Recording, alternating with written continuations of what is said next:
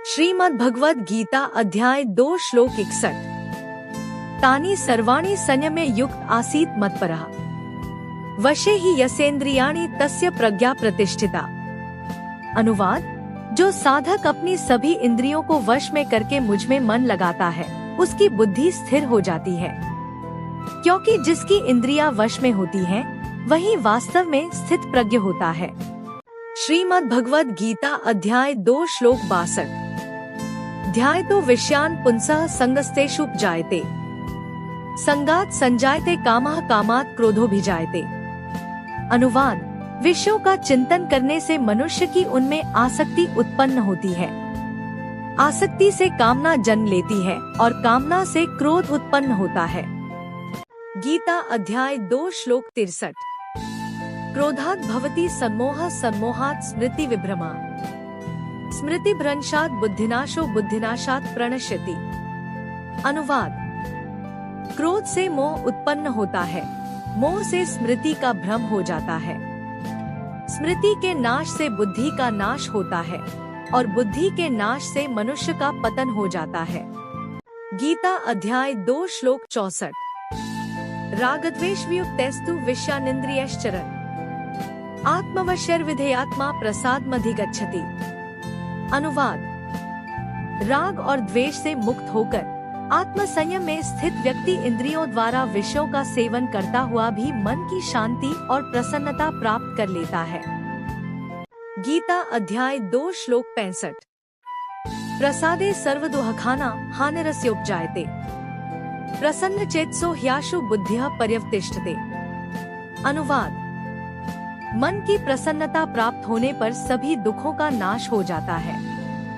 जिसका चित्त प्रसन्न होता है, उसकी बुद्धि शीघ्र ही स्थिर हो जाती है। गीता अध्याय 2 श्लोक 66। नास्ति बुद्धिर्युक्तस्य न चायुक्तस्य भावना न चाभाव्यता शांतिर्शान्तस्य कुतः सुखम।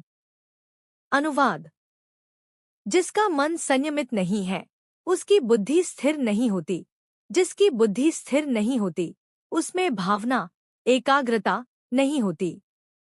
और जो शांत नहीं है, उसे सुख कैसे मिल सकता है। श्रीमद् भगवद गीता अध्याय 2 श्लोक 67। इंद्रियाणा हि चरता यन्मनोनुविधीयते तदस्य हरति प्रज्ञा वायुर्नावमिवाम्भसि। अनुवाद: जब मन इंद्रियों के पीछे पीछे चलता है, तो वह मनुष्य की बुद्धि को वैसे ही हर लेता है, जैसे जल में चलती नाव को वायु इधर उधर बहा देती है।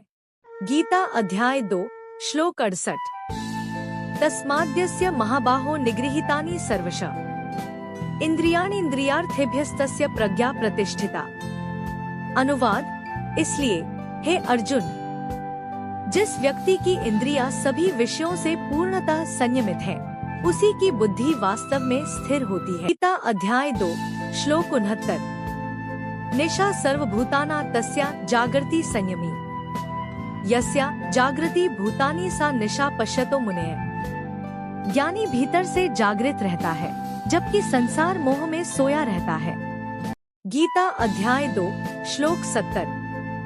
आपूर्यमाणमचल प्रतिष्ठन् समुद्रमापः प्रविशन्ति यद्वत् तद्वत् कामा यम प्रविशन्ति सर्वे स शान्तिमाप्नोति न कामकामी।